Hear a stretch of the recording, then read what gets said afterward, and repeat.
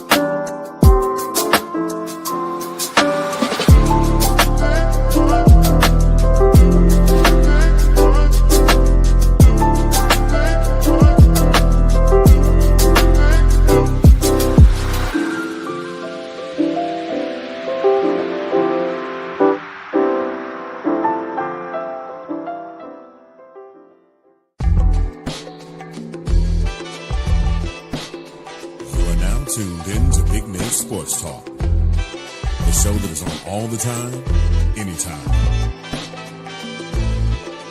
And now, ladies and gentlemen, your host, Nathan Snell. Yes, thank you, Mr. Anthony Handy, for that wonderful introduction. As always, good evening, ladies and gentlemen. It is your host, Nathan Snell, the Big Nate Sports Talk podcast. This is episode 454. In this episode, I got a special guest. But before we get into that, there's a few things I want to say up front. After what felt like an eternity, you should have seen the last two episodes, 452 and 453, uploaded. So I do apologize for that.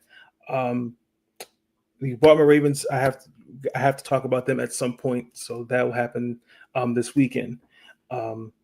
Week 3 of the WNBA, I have to reach out to Brendan Potts. I know we got it, which doesn't feel like it's week 3 of the WNBA already, but definitely stay tuned in for more content of that. Follow some of my work on TeamNBSMedia and MarylandSportsblog.com for this current WNBA season. Thank you for the new subscribers on YouTube. Please like, comment, and subscribe for future content. Also, quick side note, my producer brought to my attention that we found the old episodes from like 2023, 2024 on a like old platform that we had. So we're like going to transition all those on the Spotify and Apple Podcasts. You should start seeing those start rolling out soon. So definitely support the podcast, and it's much appreciated. But that's enough of all that. Ladies and gentlemen, I want to take this moment to I had Lo on here from the committee, but this individual, I think for me, I think is my alternate personality. When I say alternate personality, I should really tap into it more, because I feel like sometimes when it comes to social media, some people like this is another individual I look up to in the space of women's basketball, and I appreciate what they do for the game, what they're going to continue to do for the game. But I want to give a warm welcome to the stage, ladies and gentlemen. Let's give it up from Shae from the committee, ladies and gentlemen. Let's give it up.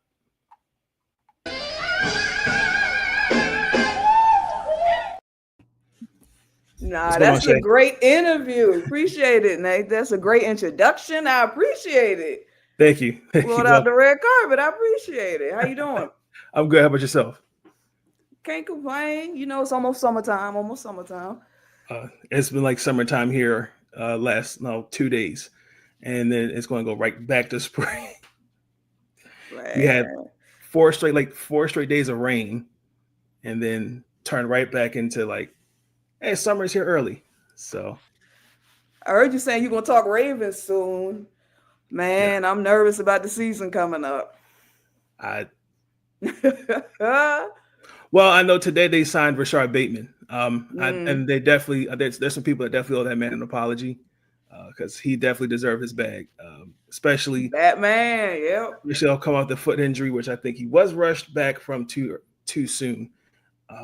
But some people within the community were like, some of the things I heard were let's trade him for this, and kind of just like, I mean, being patient, not having the patience, and just like, can we see what he looks like? I mean, we did draft him, for a purpose. So I'm glad he got his bag and well deserved. So I definitely see some big things for him this year for sure. So, yep, we need it. Most definitely, because if this don't work, I'm this season. I'm gonna. I don't know how much more of this I can take. I was trying to make a pact with myself, like, man, should I just not watch the Ravens play until like January? Because I know what we're gonna do in the regular season. Then we get to the playoffs, and yeah, I don't know.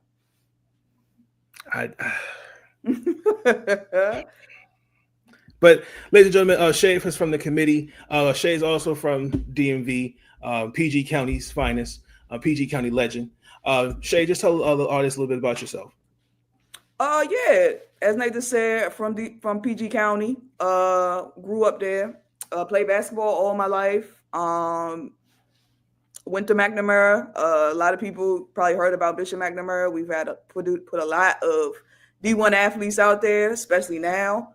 I played in college. Then I moved to LA. And I've been working in kind of the entertainment industry since then. But, with the committee, we still cover a lot of hoops. So that's kind of what keeps me tethered to the basketball world. But yeah, that's a little about me. Where did basketball come? That's actually turns into my first question. Where did basketball start for you? It started way young, like kindergarten. Like my dad put a basketball in my hand. He played football growing up. And, he was just like, he wanted a son. So when he got a daughter, he was like, now, wait a minute, but you can play sports. Okay. All right, cool. And it just kind of went from there. And once I picked up a basketball, I just never put it down. And it took me so many places, you just got to be grateful for the journey. Absolutely. You've seen, obviously, you being from PG County, I mean, you've seen a plethora of great athletes, like who was, did you look up to, especially coming from PJ, like Tiana Hawkins? Is there anyone in particular? Oh, for sure. I had cutout. Marissa Coleman had like a little article in, I think it was a Slam magazine. Mm-hmm. And she was from my neighborhood. And I had a cutout of it on my wall in my bedroom. I did not play about Marissa Coleman. Like, she was a star at Maryland. She went on to the pros. Like, Marissa Coleman was really who I looked up to. It was other players too. I would say point guards, Ivory Latta. And like anybody who grew up back then, like Ivory Latta was everywhere. Small point guard, and she had the biggest personality. She could hoop. Yes. Like those years at Carolina, man. No joke. That was the old ACC though. They don't know about the old ACC. But man, those two were really who I looked up to.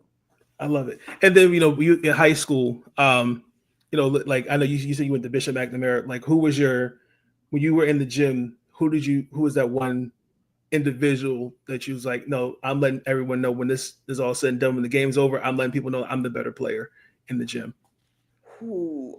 That's tough, because when I was at McNamara, we my freshman year, we got actually put out the playoffs by a famous person by the name of Monica McNutt, who was incredible. I mean, I cried too. And I was a freshman. She was a senior, but Monica was like that for people who didn't know. Mm-hmm. So yeah, I don't know if it was one player. I think that if you're not familiar, like the WCAC, the conference that McNamara's in is like St. John's and Good Counsel. It's just so many great schools that it's like the cream of the crop. Like, I don't know if there's another place in the country where you can play like multiple top 25 teams and not have to get on a plane to go and do it. Yep. Like, so it was every night it was a battle out there. And I mean, just to list off people like St. John's, they put AZ, AZ's a superstar now. Like she, and part of 6, they put I'm blanking on her name right now. She was at Maryland. She transferred to Penn State. Ashley Owusu. She went to part of 6. Like, that's just out of McNamara alone, like Maddie Mouse at South Carolina. Zen Craft, she's going to be at Georgia this year coming up. That's right, yeah. That level of talent and that was day in and day out throughout the WCAC for like the last 20, 25 years. So it's just been crazy. It's just been cool though to see the growth. too. For like sure. now they're talking about McNamara on TV and stuff. It's been really cool to see that. So yeah. And speaking on that, you being an alumni yourself, but you're starting to see, obviously, Maryland at one point was in the ACC and on the Big Ten, but Maryland as a university is literally in these schools is in Maryland's backyard. Good counsel, McNamara, but the recruiting. I know Maryland at one point a couple years ago had one, but she's at West Virginia now. Gigi Cook. It's like, is it something about? Is it like the lack of recruiting? Like, what is it? Would you say? Like, oh Lord, you gonna get me in trouble? No, I think it's a combination of things. Well, first, I want it to be that it's not just related to women's basketball. Like at Georgetown, the men's program, I've had the same problem for years. Like the men's Maryland team has had the same. It's just, I think, because you grow up where basketball is such in a concentrated area in the DMV, it's a small area. I think people get to a point where they're like, man, I want to go and see the rest of the country. I want to go and live and experience. You know what I'm saying? I really think that's part of it too. But I do wish that we were able to keep more of our kids home, surely because of the amount of kids that come out of the area every year that can hoop.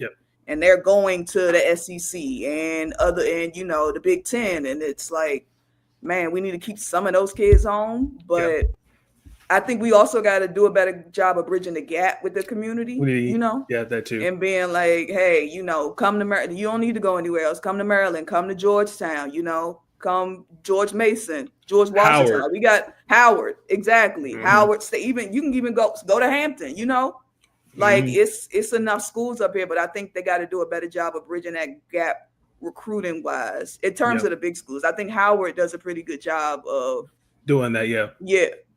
Yep. But it's an uphill battle. For sure. And then now you obviously transitioning from high school into college. Where were some of the schools that you sought after? That you how is that recruiting process? Recruiting I'll say this. I went to college back when there was no portal. So it was very much like when you made your decision, you made your decision. So it was a thing of like, I guess I'll age myself here, but I was at one point talking to Delaware, and that's when they were trying to bring in, somebody named Elena Deladon.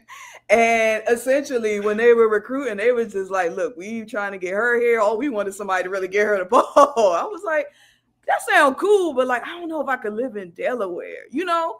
I really wanted to go to Temple because Dawn had been there. Right. And I was like, man, if I go play for Dawn Staley and live, I could do that. Yeah, but recruiting process was cool. I ain't going, this is pre-recorded, so you can cut stuff out, right? Yeah. I ain't gonna talk about what school I went to because people on the internet weird and they get to looking up stuff. But and recruiting was cool. It's just different. It's so crazy to see how different it is now when you got kids being like, yeah, I'll come here for this amount of money or that amount of money. And that just wasn't a thing. When you picked the school, that was the school you went to. And if you wanted to transfer, they would tell you, you got to sit out of here. And they would kind of hold that over your head. Like, oh, if you want to leave, you got to sit here. Now they can go free willy-nilly. So it's the atmosphere is so different now.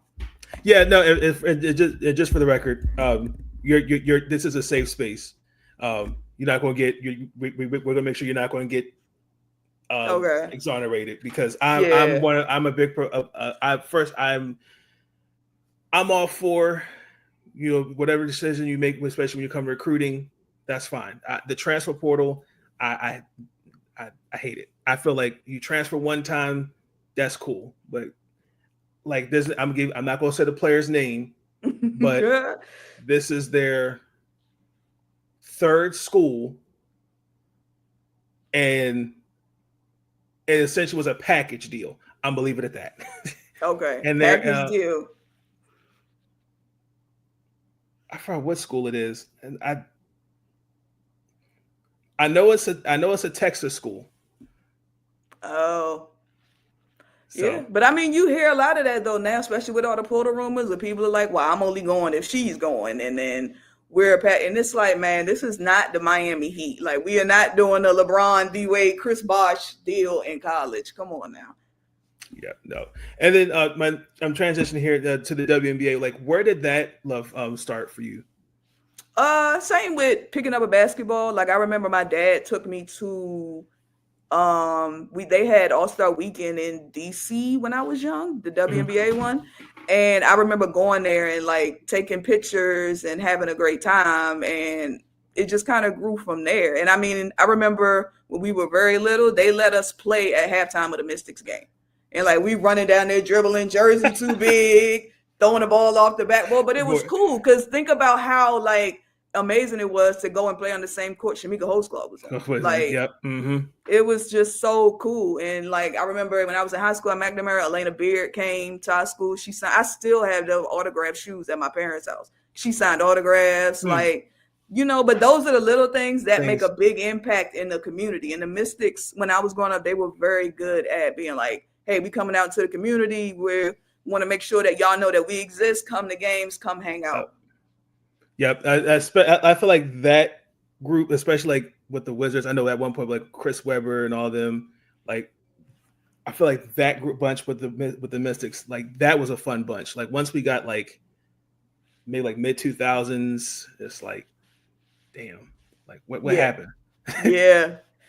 But I asked Lo this question, and she couldn't. I kind of put her on the spot, but I asked her to give me your all-time, your top 5 WNBA players of all time.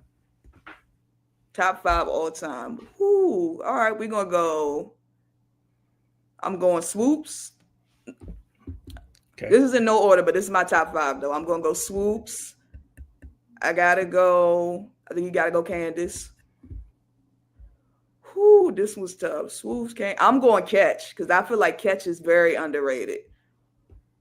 Like Catch to me is somebody, if she were drafted to a different franchise, like the Seattles, the Mercuries, she'd have ran off 3, 4, 5, and we'd be talking about her so different now. So let's see, we got Swoops, Candace, Catch. Oh man, Maya. Gotta go Maya. And then for a big, I think I need another big. I don't know. I could go Big Seal. Okay. Maybe. Big Seal is yeah, but that top 4, I'm solid on that 4 though. 4. Swoops, Catch, Parker, Maya. I put Tina Thompson, and I had I put Maya Moore, Candace, Tina Thompson, Cheryl Swoops, and I kind of honorable mention put Margot Didick because at one point she led the league. She led the league in blocks I think like 8 times at one point. But then I put Sil in there. See, Sil getting her flowers. Yep. You know, when you look at the WNBA season so far, what's one thing that stands out to you so far within these like now going on 3 weeks? Stand out so far. I mean, I think the main overall thing that stands out to me is like the league is getting better to the point where we are going to see some painful cuts in the next 2 years simply because of the talent that's coming out of college and the talent that's already in the league. Like, thank God we have expansion teams coming, but man, I'm also like, you think about the amount of rookies that made teams this year, not even like the first round picks, but like there was second round people that were able to hang on to a spot and they're actually playing quality minutes. Like, I'm impressed with how deep talent wise the league is. And I'm also a little nervous for the kids coming out. That's my overall thought about the league. Now this one's a little negative. We got to cut down on the amount of threes. Yes. We can't follow the NBA motto where we jacking up threes and we got people shooting threes that ain't got no business being out there. We just shooting them because we open. You open for a reason, okay? You open for a reason. But yeah, I think it's been an interesting season so far. I say that. The girls are scoring the ball too. They are scoring. Like, we've had like what 5, 6 30-point games already. Yes. I mean, for me, I second all those thoughts. I will say for the most part, you can still I don't judge teams early because, especially like example, obviously Connecticut, right? They blew basically the whole team up. So team like Dallas now has Dejanay. Atlanta has Bree Jones. AT has Phoenix. I mean, AT's in Phoenix now. I said that all backwards. I'm sorry. But I'm just saying, like, there's some teams that need some adjusting. Now, I question, like, I know you mentioned it a couple nights ago on the space about the Sparks. I don't see I don't see the picture with those two, with KP and De'Erica. I don't see the vision, but I don't think there's some teams that aren't going to fit. But I am also concerned with the amount of injuries early.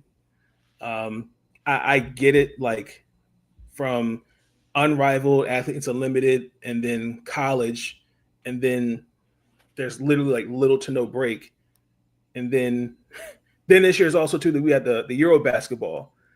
So it's like I'm kind of hoping that there's some way going into the next CBA negotiations that, like, can we have some form of a break, because at some point, like, basketball, is taxing on your body.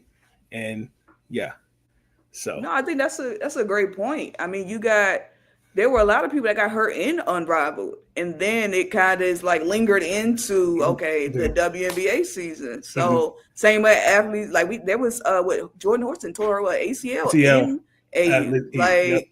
I didn't know, but Angelini tore her meniscus. She literally played like 2 games in Unrivaled, then got hurt, and she's with a contract suspended for the season. So. And then obviously that doesn't even touch on like the Page, who literally played a whole season of college hoops up until the last day, turn around, and now you're in the middle of a WNBA season. Yep. So it's tough, the mileage they put, and even the high school kids, they play like, what is it? They play their high school season, then it's the Jordan Brand Classic, the McDonald's thing. Classic. They play up until it's a graduation, finals, all that. It's a whole lot of basketball that they play, way more than we played. Exactly. I feel like some of it. I mean, obviously, I know it's a lot of politics and money, and I'm not going to get into all that. But it's like at some point, it's like, when does the athlete, like, when is the break? Like, I'm going to put the basketball down today. I'm going to go for a drive. I'm going to ride a bike. I'm going to do something that doesn't involve being in the gym.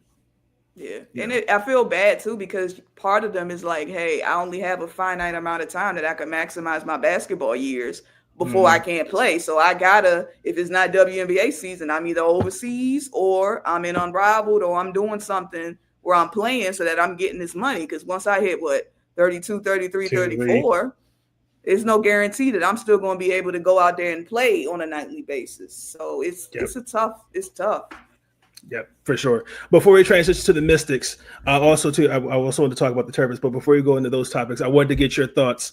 Obviously, I didn't see you on social media. I wanted to get your thoughts on the storm and the. At one point, it was this a coach was being investigated for saying something to a player for Las Vegas. Then it was paraphrased like 3 or 4 times, and then it was something was said towards Jewel. Yeah. I just wanted to get your thoughts on that. I really was same. I agree with you. I was confused on the reporting. I'm like, first we went from investigation to it was just something that was being looked into, but then there's league security involved. I don't know what, and then that's all coupled in with the fact that Lee Rue requested a trade, and China is allegedly involved. Like, there's just so much going on with the storm that I don't know what to make of it. But I think at this point, it's like, Jewel is gone. She's on a different team. You all are playing well. Seattle, you're playing well as a team. Let it be done. It's over with. Like, it's not like Jewel is still there. And I doubt that, I don't know, but I doubt that Jewel is a talker enough to be on there egging people. You know what I'm saying? So It's just like, let it be done. Like, she's in a different team. Y'all have the team that you want. You're playing well as a team. Everybody got to move on. True. Yeah. For a coach, I think there there's professionalism as a player or a coach, I think you should always maintain. In a game, I think things are said all the time, but I don't know. We don't know what was said, but I mean, yeah. We don't know what was said, but I agree with you. If it's Jewel and Skylar going back and forth cursing each other out, that's different. That's in between the lines. That's whatever. But if it's a coach and you're cursing at me and this is my job, my profession, I'm a former employee, that's somebody's going to say something about that. And it was weird that people on Twitter were like, oh, well, just curse her out back. And it's like, I mean, well, Jewel might have cursed her back, but she's also going to say something because this is her place of employment. And that's somebody else that's cursing at her that's in a position of, you know what I'm saying? It's different if it's player to player. Yeah. Or if you have So I'm interested to see what happens with that. I don't know, but both sides have to, we got to move on. Most definitely. Because, I thought that was ridiculous. Because it was a head scratcher. Because I'm going to just wrap this up. I mean, I think you might have retweeted it, but it was like, I can't remember someone else said it, but like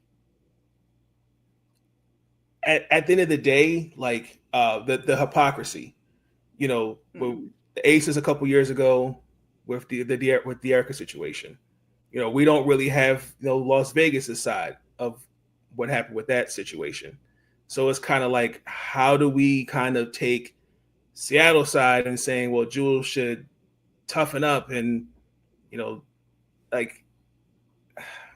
I think that's weird. I mean, if a player is coming out and saying, hey, like, I know you saw that interview clip where she's like mentally, physically, emotionally, like if somebody's telling me that they are so over this, that they don't care what team they go to, and there are some bad teams to go to in the W, something is wrong. So it may not be to a point where, other players on the team think it's bad, but everybody deserves to work in a workplace where they don't feel terrible. Like I feel like that's basic common knowledge. Like, when I show up to work, I want to at least feel like, okay, I can go in here and do my job. If nothing else. Not feel threatened. I totally agree. AJ, make sure you have that clipped. That's a clip. Thank you. We're in a transition. We're both Washington Mystic fans. So we both have seen the good, the bad, the ugly. It's a new era. Woo, boy. Woo. Other than it's a new era in DC, what do you like so far about the Mystics this year? I'm really happy with the coaching hire. It wasn't like, I remember when they hired Sidney Johnson, it wasn't a big thing at all. People were just like, oh, because I know a lot of people were like, well, maybe Lindsey Harding gets that job, or somebody like Chrissy Tolliver's name was going around. And when they hired him, it wasn't a big to do about it. People were just like, oh, okay, I guess so. But he was the perfect hire. He's done really well, and I've watched some of the game. It seems like he interacts with the players really well. Like they like him, which is important. But I'm just really happy that we went young. Like we still have Sykes, Steph to kind of be the vets and but other than that, it's just a bunch of kids can they barely rent a car? Like I don't even know how many of them are over 25, and they're just out there playing hard. Like I really like the new regime that we started, and I think that being able to kind of build an identity post Deladon is important. And it seems like we're working toward like, all right, we're going to play through the post. We're going to play and we've always played defense, but like you're going to get the young kids to buy into playing defense. We're going to be a tough out no matter who we're playing, what night it is. So I'm really happy with where we've gone. Agreed. I think the last 2 years, I'll be honest, last year I do partake with the Mystics media, covering the Mystics, and listening to Mike. I kind of thought like this was like going to be their last year, but I'm not going. I'm just speculating. I think there was a disagreement on how the coming into this year was going to look. I think the last 2 years was kind of the writing on the wall, especially last year, in my opinion, when you start off like that and body language and. You kind of go, what are we doing as a team? But I think there's a lot of context into it. I do like what I see. I really do wish people stop saying we should trade. We need to get rid of Shakira Austin. We're not trading her. Every day I get that question. Well, what are y'all going to trade her for? What are you going to give her up for? Y'all have too many bigs. What are you going to? We're not in any rush. Yes, We no. hold we hold the cards. We hold the power. So That's- if you come to us with an offer that makes sense, then maybe they'll think about it. But in the meantime, there's no rush. What's the rush? We're not trying to go and win the championship this year. I mean, we have Sika Kone. Mm-hmm. I mean, and we have Emily Engstler. I mean, minimum. I'll take 3 first-round picks. I think also too, people really forget like Kira was the 3rd overall pick, and when she came out of Ole Miss, her value was sky high. Like arguably, she could have been the number 1 overall pick in that draft class with Ryan. So I think like even through the injury, if you take away the injuries, Kira has shown through like her ceiling is, in my opinion, all-star to an MVP level. And I think like one person was like, we could trade her to Dallas for Tierra McCowan. And it's like, where does... And that's no shade to Big T, because I think Big T is very good, but the Mystics would hang the phone up. I'm so sorry. They would be like, for what? Who? No, thank you. I'm so sorry. Come up with something else. Thank you. Appreciate it. Yeah. I think Kira's career is just viewed differently simply because, like you said, the injuries. It's just hard to sometimes the best ability is availability. And when you're missing chunks of the season, it's just hard. So that's why I think a lot of people are like, oh, well, Kira's got to be the one that you trade. But it's like, if you look at the skill sets of our bigs, Kira does stuff that other bigs don't. Like she's a rim protector. She is great on defense. Like that's not something you're just like, oh, all right, here you go. Get rid of. You know what I'm saying? That's not something, especially in this league where there's a BG and a Asia Wilson, a Jonquel Jones, Stewie that you have to guard every night. You don't just be like, right. It's not like, okay, well, let's just get rid of the best defender down here. And also, you mentioned this on one of the spaces where like Aaliyah, Steph, they all do the same, all different things. Yeah. So it's like, if I take one away, okay, how do I replace that individual? Like Sika Kone, honestly and truthfully, like I think is a project. I think in the minutes she's gotten, I see the potential, but I think really is more like a low post scorer. That's how I see her. But yeah, she's very much a like a tweener type of forward. Or if you develop her, she can kind of do a whole lot of things. And she's not a player like you're going to run plays for. She's just going to score simply because she's going to be in the right place on the floor. But yeah, to your point, like Steph Dolson, she knocks down threes. That's not something all the other bigs are doing. You know, so you kind of need that balance to be able to throw different things out during different matchups. Yeah. And then also too, like, you know, not also I would like to see what Georgia would have looked like this year. I mean, that hurt. I still, from my understanding, I think she can still come back. I don't think it's an ACL injury. It didn't specify whether it was a tear or not. They've been working with her. Shout out to Kareem Copeland. She's been in the gym, like working up, getting her shots. But Kareem is great, by the way. Shout out to Kareem. Absolutely. But yeah, I think at this point, I think we're just glad to see what happens after All-Star break. So, yeah, I mean, Citron and Kiki have been great. And then if we would have had Georgia to add to that, coming off of screens and knocking down threes. And I know people are like, well, she's small. She's this. Yes, there was going to be a learning curve. We know, we get it. But if you can put her in and she can knock down some threes and open up the floor for the bigs. Yep. Yeah, next year is going to be really good. Who I wanted in the draft was not what I expected, but it's okay though. Kiki and Sonia have proven me wrong because I preferred with Shae, Anissa, and Ayoka Lee for those 3 picks. Oh, okay. Well, I guess Ayoka took herself out but shout out to her though for knowing like, hey, I need a break from this basketball stuff. Yep. I think Gabby Marshall did the same thing too. I think recently just like announced retirement as well. So. But it's all good. But they've grown on me because it's like, okay, my bad. My bad.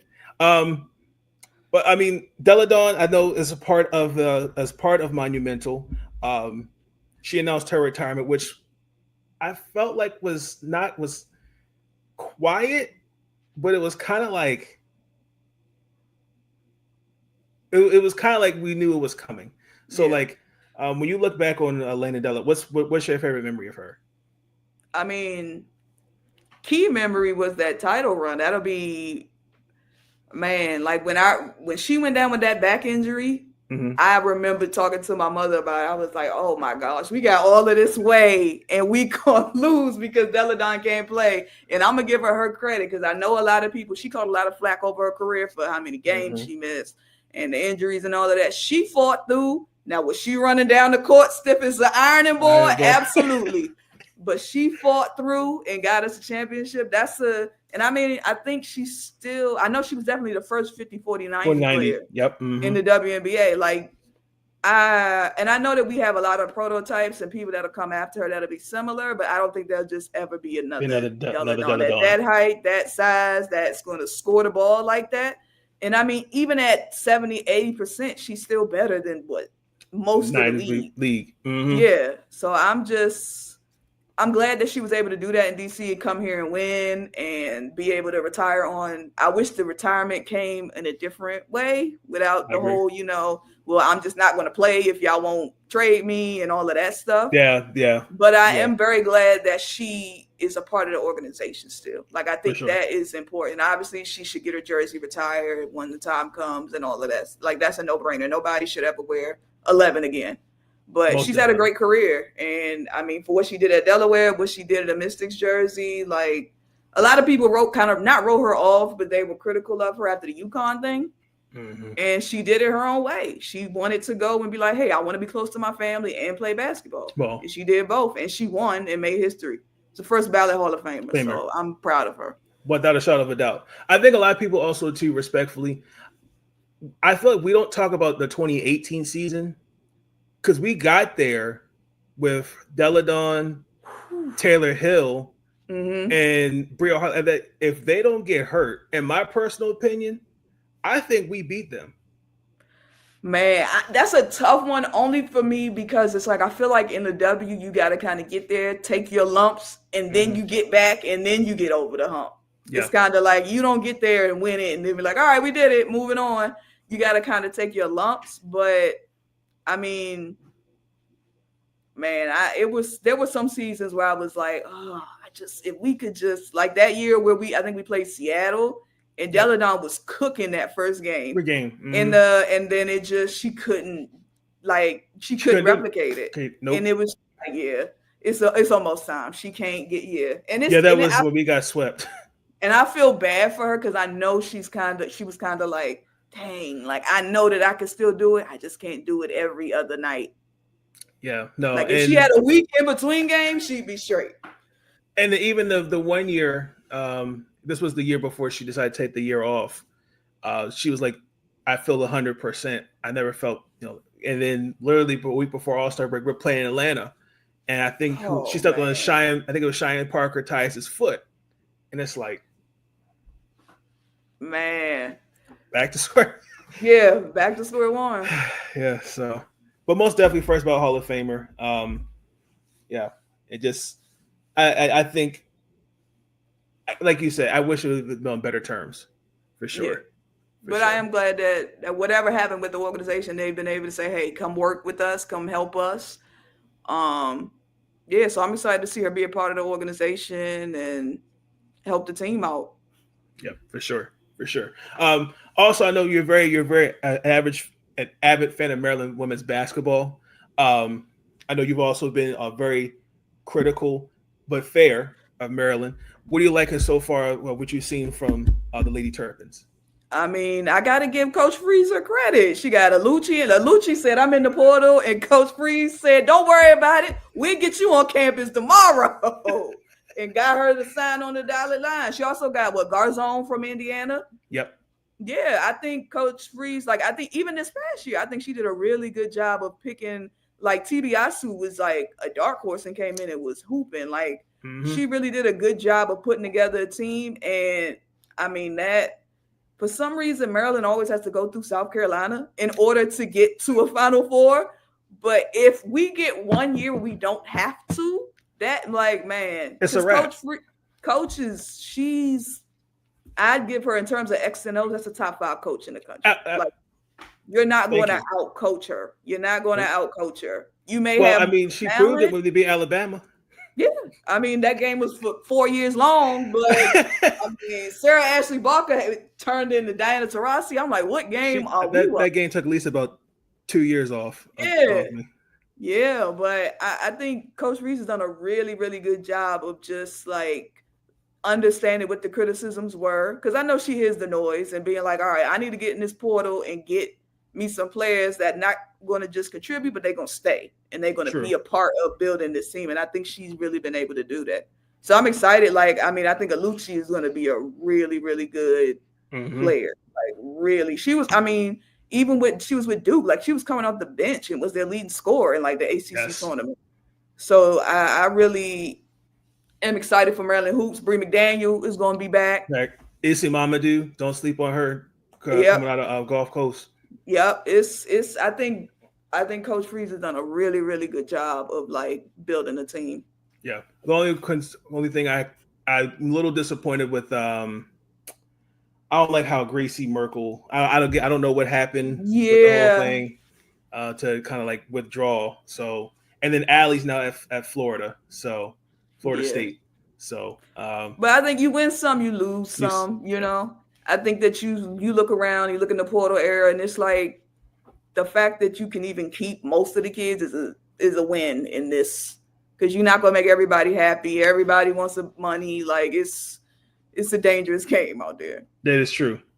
Yeah, because I'm like some teams. I don't know how they can do it. I like Ohio State, for example. I know they're not gonna be the same team next year. I think the Big Ten next year, what it look like this year ain't gonna look like what's gonna look like this upcoming season. No, I don't think so. Like this past year, the Big Ten ran through LA, and we knew that. Like you got 2 new teams with 2, like, I mean, Jew was player of the year, and then you got Lauren Betts on the other side. We knew that. I think UCLA will still be very good. They still, I guess we still don't even know if Jew is gonna play this year, or she may just take the full year to recover from ACL. I take the full year personally. Yeah, she may. I mean, I'm as a Trojan alumni, there's no rush. You got way more basketball beyond just like, I think Olivia took the year, right? Yep. Paige took the year off. Yep. There's no rush. We'll be fine without you. I know she feels pressure, but you'll be fine. I think, I think outside of UCLA, that top, like Maryland, I expect Maryland to be in that top. Yep. I think Michigan's going to be really good this year. I got Michigan too. Ohio State, I think it's going to be at the bottom. I mean, there's no Cody. I think, it's just the Cambridge sisters. That's it. The Cambridge, because Taylor Theory is with Atlanta now. She's a pro. Mm-hmm. Yeah. So, I think Ohio State's going to be in an interesting place. I'm trying to think. I think Michigan is going to really, really, really make a big name for themselves on the national stage this year. Yeah, for sure. Yeah, I mean, other than I can see those. I can see those 4 teams for sure. Rutgers, Penn State. But Penn State is going to have a storyline because of Kiyomi, so people are going to be tuned in to see what's going on at Penn. Look, man, Kiyomi, if nothing else, she's entertaining. She's something else. When I got to cover them playing Maryland, playing Rutgers, and I was doing the article where the press thing is. And I'm looking over to my left, and I was like, "Look at all these people." And it was like, and that's next thing is Kiyomi. It's like, oh, they're for her. I was like, oh, okay. Yeah, I mean, she's a star. I give her that. She's a star. So I'm interested to see if she can make things work at Penn State. Because I don't know. I feel like after she was upset that she didn't play against USC and Juju, and then it was like she wasn't playing at all after like February. So I'm interested to see how that goes. But I think the Big Ten will be like, I know people always will be like, oh, well, Iowa will go back to irrelevancy. That lady can coach. She can coach. She can coach. She can. Iowa's going to always have something to say, especially with that home court advantage, for better or worse. Yep. Most definitely. Speaking of USC, since you're out there in LA, what are the vibes like? I know before Juju got there, I mean, USC was always still a respectable basketball program, but Juju there, I know she's definitely put a lot of butts in the seats, but just overall vibes, just like USC, like now it's like stamped, like I know we think of USC Cheryl Miller, but now it's like Juju's. Like, is this like now? Would you consider her like this Cheryl Miller of this generation? Oh, absolutely. And I think that's why Cheryl is at every game, because she sees it too. A lot of people see it. And I think it's like people see Juju and they see, oh, she's a superstar. And it's like she is, but I think it's hard to quantify what she means to the community. Like there's somebody sent me a picture. There's a mural of her in Watts, where she's from. Like it's there. Obviously there was like Nike did a whole spread of her in downtown LA. I remember like the day after she tore her ACL, I was at the game. I was at the grocery store. Casual people who don't even watch basketball with like broken up that she tore her ACL, because they are like, really, man, I thought we were going to go back to the Final Four finally. That's the type of impact she has on the community. Like she's a superstar. And I mean, after every game, she's kissing babies, signing autographs, and you got celebrities showing up that don't even come to basketball games, that are coming to a college basketball game and being like, hey, I want to see Juju.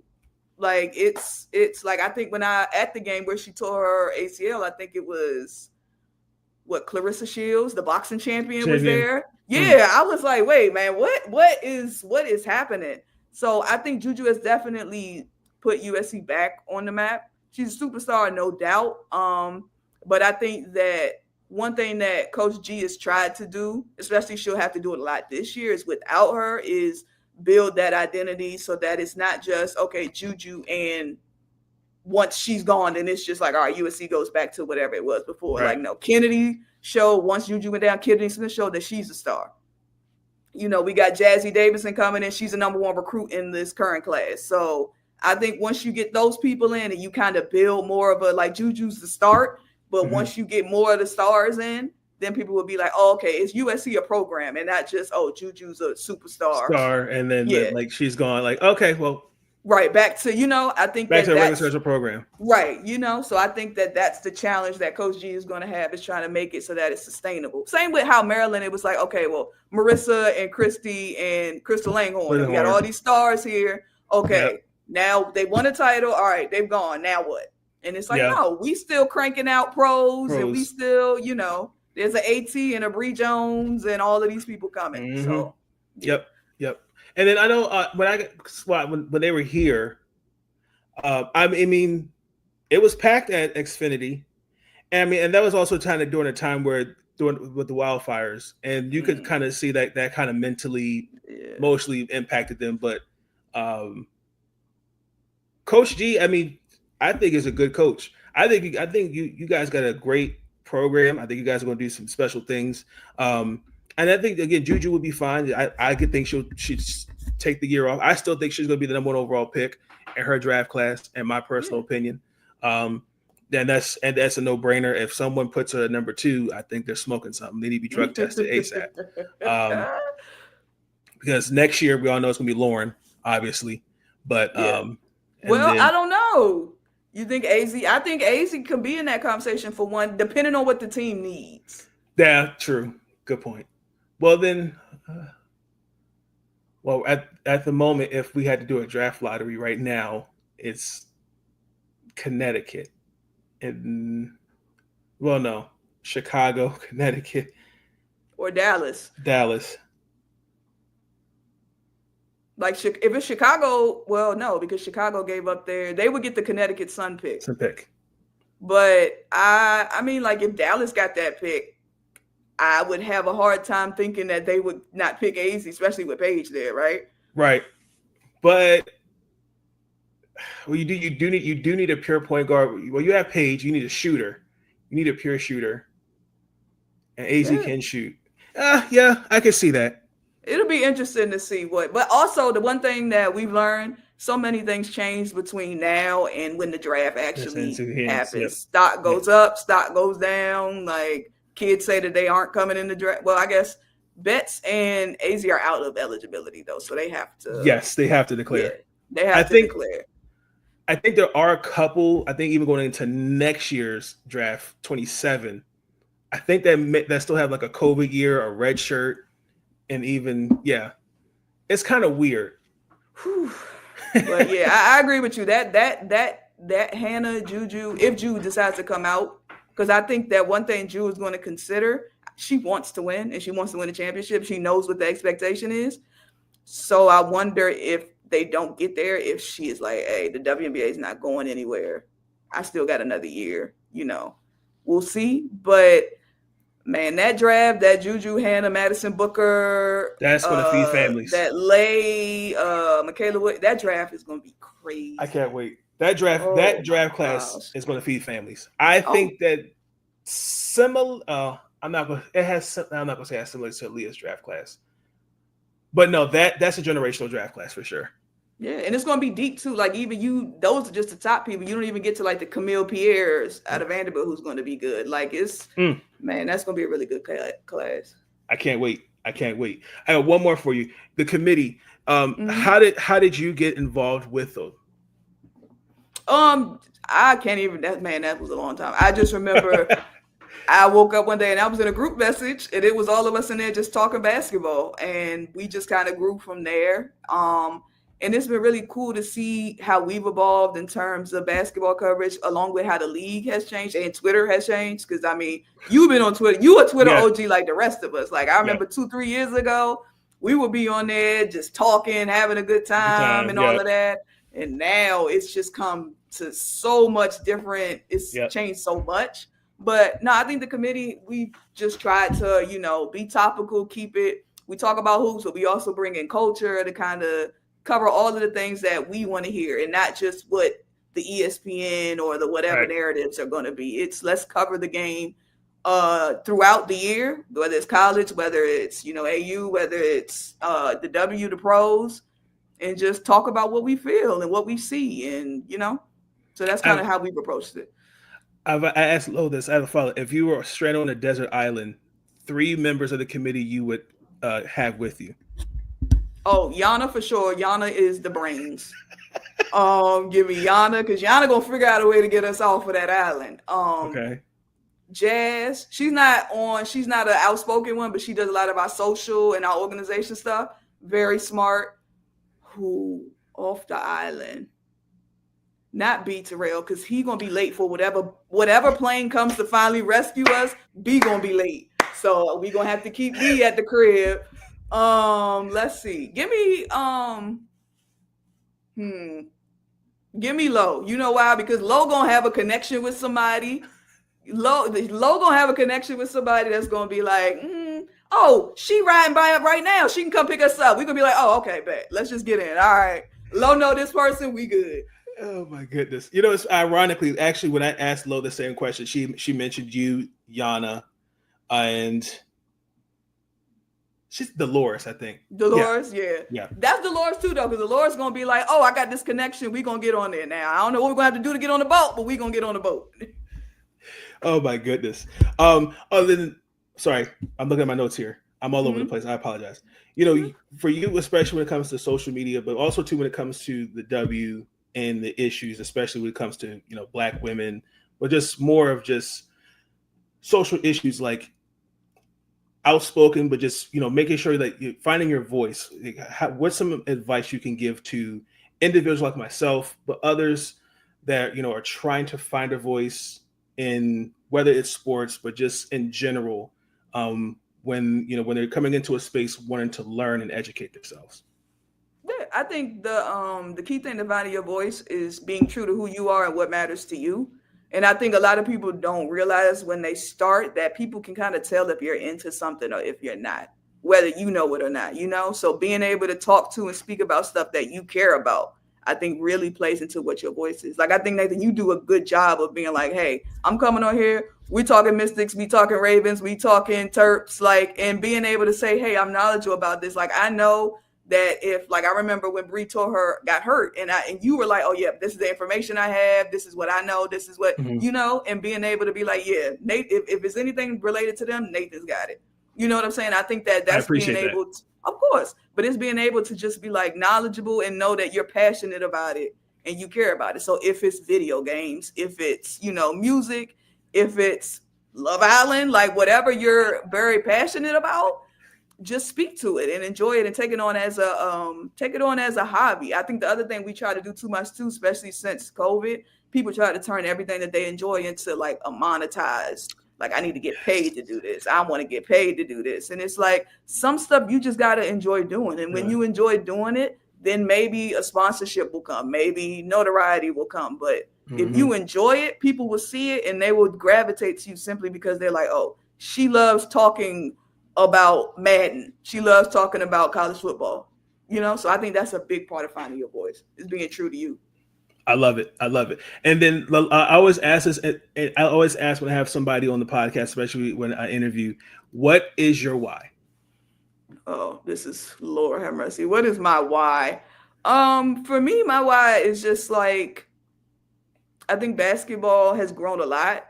Basketball gave me a lot. It took me places I never thought I would be able to go, helped me make connections that I thought I could never make. Like, I've been all over the country just playing basketball. And so I want to be able to continue to grow that, especially for people who don't understand where like a scholarship can get you, where like any of those things of being involved in basketball can get you. I want to be able to continue to spread that so that they understand, hey, you know, it isn't just about, oh, I'm going to go to here and be an All-American. The main thing I tell people who ask me, like, what's it like playing in college or what's it like playing basketball, is the most important thing is getting a degree. You're getting a degree. You need to have your name in that degree when you graduated. That's the why. You know what I'm saying? That's the end. It doesn't matter if you're 2,000 point scorer, All-American. That's great. But after basketball, what can you do? You know? And I think that being able to go and contribute to society and be happy doing that is important. And so that's kind of what I want to talk about. Continue talking about basketball because it can get you in the rooms and get you places. Like, and I would tell people, even on my resume, I say I play basketball, people bring it up. And that was years ago. And they'll be, but you know why people bring it up though? Because they're like, oh, you're a team player. You can take direction. You can be a leader or a follower. Like those intangibles, that's stuff that they matter. So I think that my why, I guess, is just making sure that people understand that basketball can do great things for you. I love it. I love it. Any updates for you? What's happening on your side of the what on the other side of the country? Let's see what is happening on the other side of the country. It's hot. You know, BET weekend this weekend, so it'll be a good time. But no, we're committee wise. You know, we on Spaces Mondays. If people want to come through and talk, like, and Nathan, you're always welcome to come up. You always have great things to say. But yeah, that's kind of what we're doing Mondays. And yeah, if there's more stuff coming in the works, I'll be sure to let y'all know. For sure. Do I have your permission to leave your Twitter in the description below if they want to follow you? For sure. Yes. Absolutely. Now be nice now, y'all. I talk regular hoops. I'm not on there being no crazy stand page. Oh no, yeah, please. absolutely. It's all love on there. Please follow Shae from the committee. Shae, I want to thank you for your time. It is on my bucket list to go out there to California. I've never been. It's on my bucket list. You gotta. Oh wait, doesn't Maryland come to LA this year to play USC? Right? They do the LA. They're going to do the LA teams this year. That's right, they do. Yeah, so you should come. I gotta figure that. I gotta figure that out. Yeah, you can go to both the USC and the UCLA games when Maryland come. I gotta make some arrangements. I'll figure that out because it's the time. It's the time.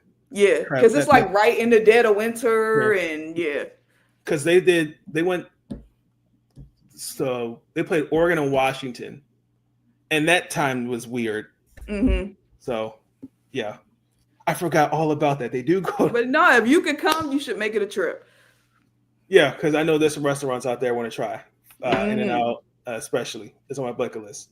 So most definitely. I'm gonna see. I'm gonna make some arrangements to make it work. So all right, cool. Let me know if you come though. For sure. I'll let you know. But ladies and gentlemen, that's going to conclude this episode of the Big Name Sports Talk podcast. Thank you again, Shae, for joining me.